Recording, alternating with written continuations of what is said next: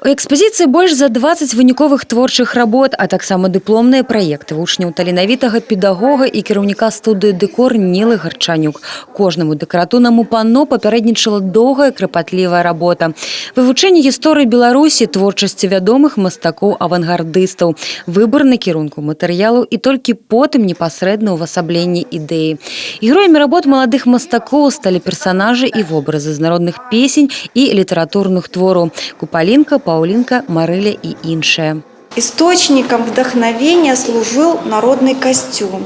Это великолепная вышивка, это натуральные материалы, это древние, давние традиции наших бабушек.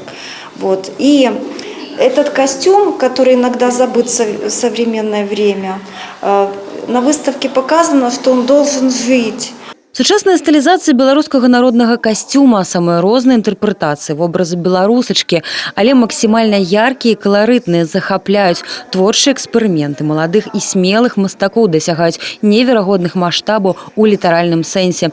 Даволі вялікае панно Ангеліна Шопік стварыла ўсяго за пару заняткаў. 12 гадоў навучэння у педагога Нілы Гарчанюк не прайшлі дарэмна. Свой лёс дзяўчына плануе звязаць з творчасцю. Это нестандартная. Моя работа называется «Белоручка».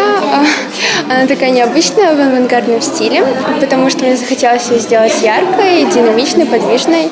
Над берасцейскай прыгажуняй працавала яшчэ адна вучаніца Нілы Гарчанюк. У этого названия есть история, потому что я рисовала свою работу по фотографии. Где-то под Брестом была найдена фотография с жителями, и там была берастейская прыгажуня, как ее назвали. И вот эта фотография послужила основой для моей работы.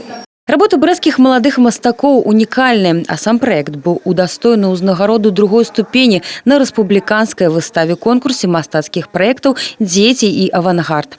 Дэкаратыўнае панно упрыгожыць інтэр'ер беларускага нацыянальнага тэатра. Софія Беражная, Тыгран Акапян, тэлерадыёкампанія «Брэст».